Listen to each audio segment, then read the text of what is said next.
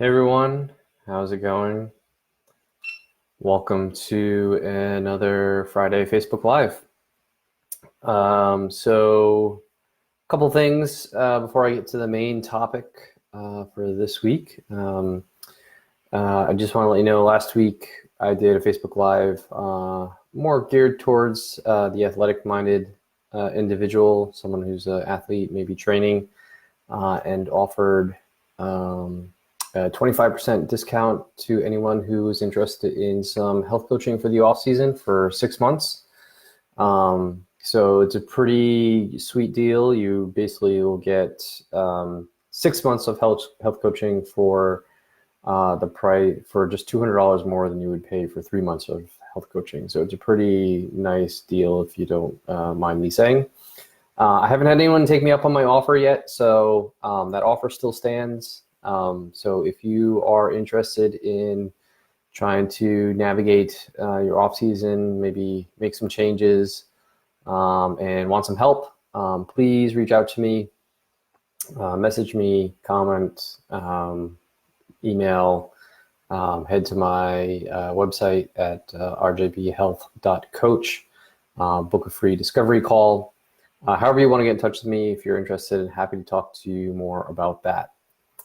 So with that said, this week I wanted to talk a little bit about the upcoming holidays, because here in the US next Thursday, so before our next Friday Facebook Live, which I'm not sure I'll do one next week because of the holidays, but this is our last one before Thanksgiving, which really kind of kicks off the holiday season. For me anyways, and some people are probably already there, but for me, Thanksgiving kind of kicks it off. It can be, it's that time of the year where it can be a struggle for you, for people who are trying to get through these holidays as healthy as they possibly can be.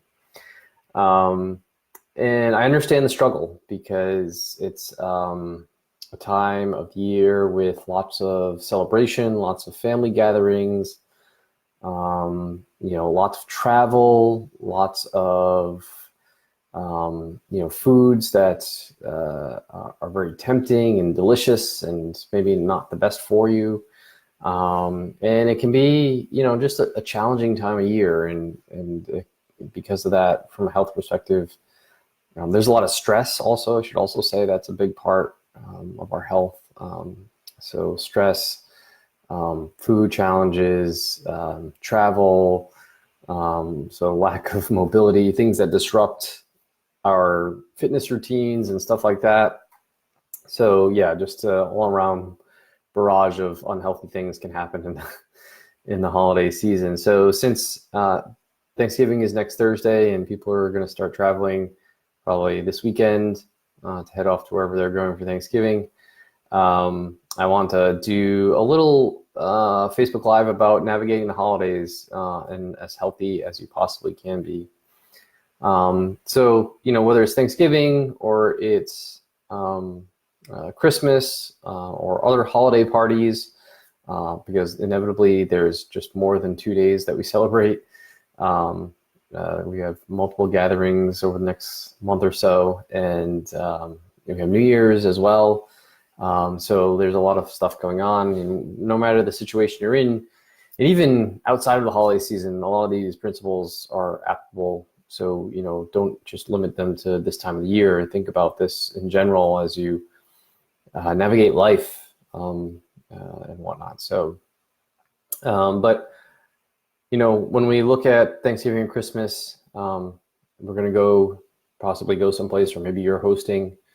If you're hosting, you have a little bit of an advantage because people are coming to you. You're not traveling. You're making the dishes. You have a little bit more control over the quality and the ingredients and stuff like that. So if you're hosting, thumbs up. That's a little bit of an advantage. But if you're traveling to someone else's house and you're going out to the holidays, here are some tips that I like to incorporate into my lifestyle when this time of year comes around. And like I said, this is pretty much stuff that I try to follow all year round for the most part. Um, so I think that the best thing you can do when heading out to a Christmas party or Thanksgiving or New Year's or whatnot, is to plan ahead, right?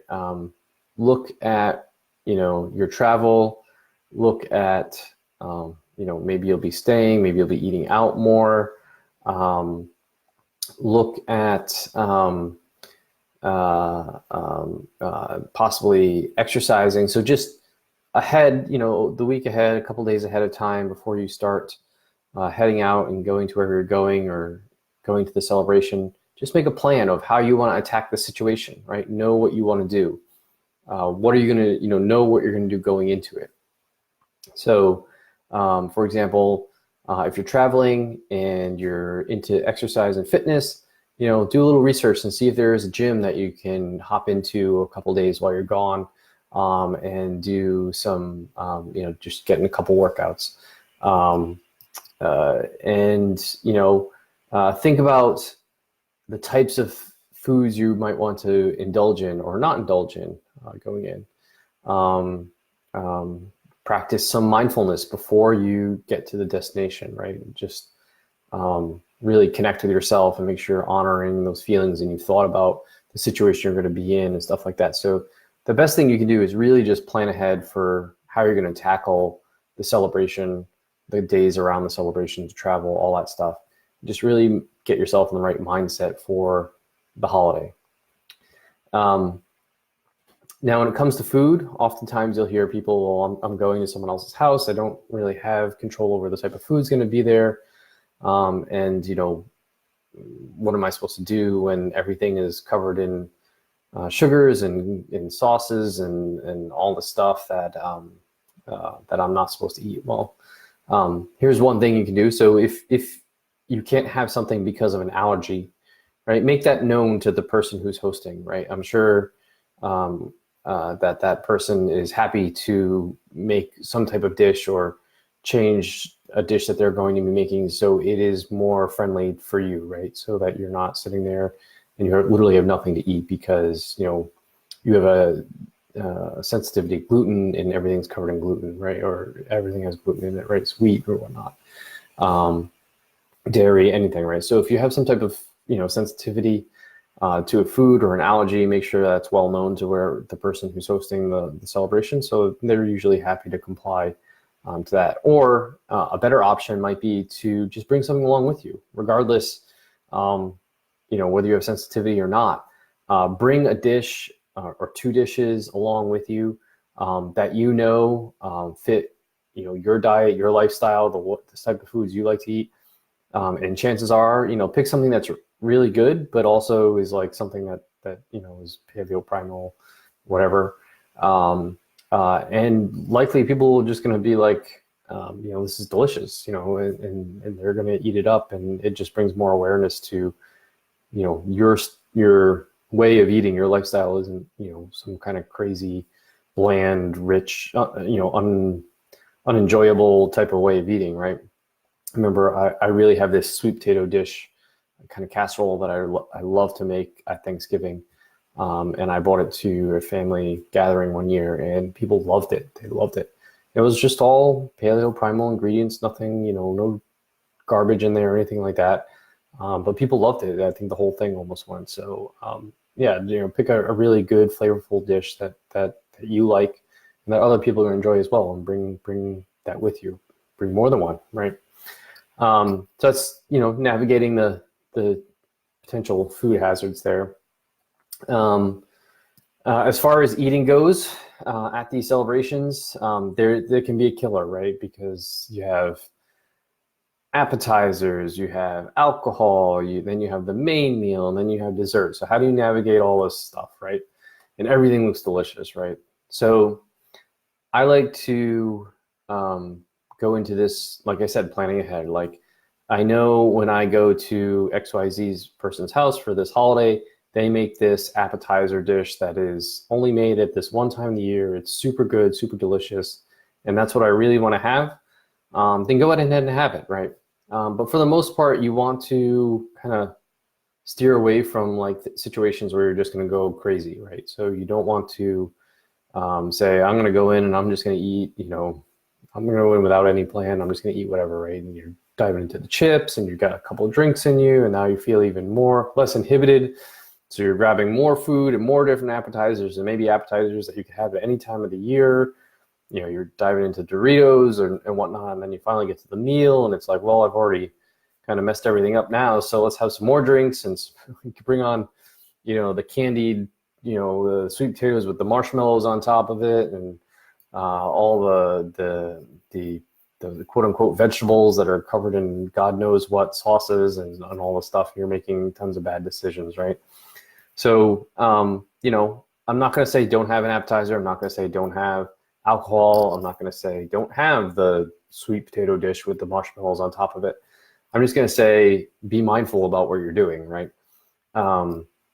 So if there's a dish there that you really like and is your favorite dish and someone special makes it and it's only available one time a year, enjoy that dish. Have it and really enjoy it a lot.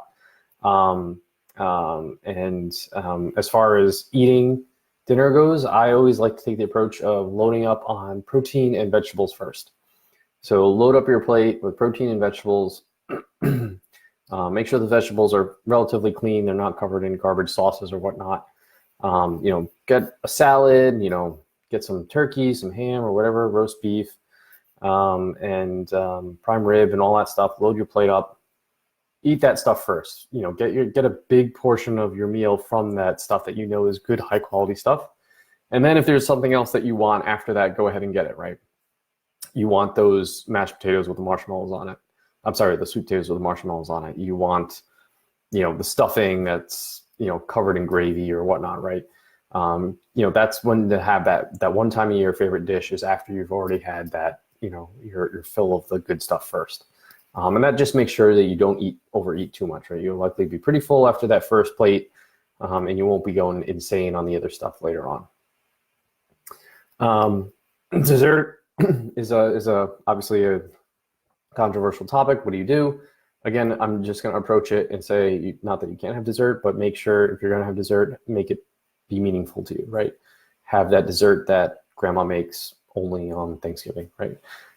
Grandma's only makes this apple pie only once a year. This is when you're going to have the apple pie, right?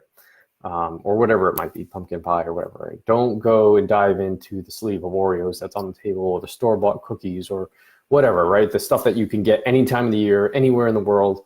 No meaning behind it, nothing special about it at all. Don't worry about that stuff. Don't eat that stuff. Eat the stuff that has some type of maybe sentimental value or whatnot, dessert wise. Or again, bring your own dessert, right? Make a dessert that's relatively clean. Make a paleo, keto, primal pumpkin pie or apple pie or whatever, cheesecake or whatnot, right? Bring something yourself that you would you wouldn't mind eating, and have others enjoy it as well. And I should say, it's also fine to abstain, right? If you don't want to have dessert, don't feel pressured into having dessert. If people look at you weird or say, why aren't you having dessert? Don't worry about it. Just be like, nah, I'm full. I had a big meal. I'm not really hungry right now and don't really want to have dessert. Maybe I'll have some later if I feel like it. Next thing is be active, right? Try to be active. I know it's hard when we're traveling. We get stuck in the car or stuck in a plane or in the airport or whatnot, right? You're at someone else's house or whatnot, but try to be active. Even if that means just going out for a walk, right? Like I said before, you can try and find a gym to wherever you're traveling to. Most gyms have drop-in rates. You can drop in for, a couple days and get in a couple workouts and just be active. And try to incorporate other family members. You might be around other family members that also might enjoy going out for a walk, either before or after the meal in the morning. Lots of times around Thanksgivings, and Christmas, there's like fun run 5Ks that you don't even have to run. You can just walk. That's a good thing to do in the morning, getting some exercise before the big day. So just try and be active. I'm not saying go insane.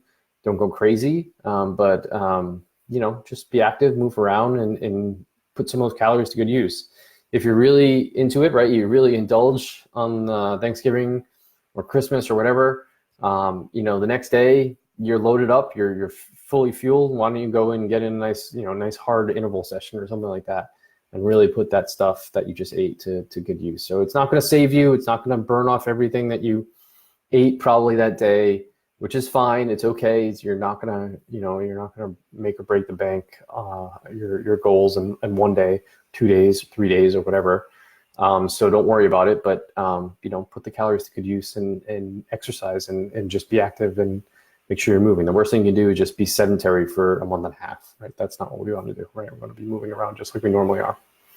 The other thing to do is just be mindful of multiple parties, right? So like I said, this is the holiday season. You probably have more than just Thanksgiving, Christmas, and New Year's to worry about. There's going to be other parties because people have multiple sides of families and friends and whatnot, and work gatherings and stuff like that. So just, don't go insane on each one, right?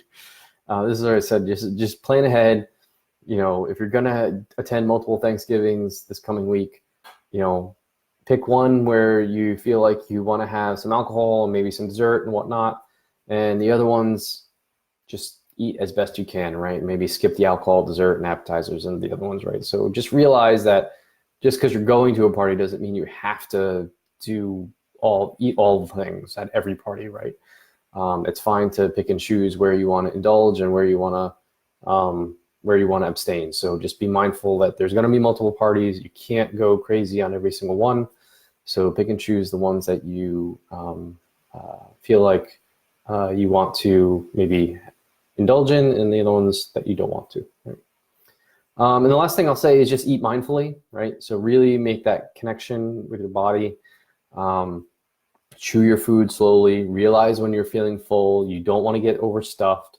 When you're full, stop, right? You don't have to have a giant slice of cheesecake. You can have a little sliver. You can have one cookie. You don't have to have 5 cookies. Just be very mindful. Be connected with your body. Be in the moment. Be thinking about the food you're eating, enjoying that food, and not thinking about the next bite or the next thing that you're going to get, whatnot. Just be very present with yourself, very mindful, and very connected. And that will go a long way with just being in control of what you're doing. And it'll also help with deal with a lot of the stress that I talked about, right? So there's a lot of stress around this time. So being mindful, getting some meditation, relieve that stress. So if you are stressed about whatever you're doing, make sure you make some time for yourself to relax and calm down and enjoy yourself and enjoy the holidays.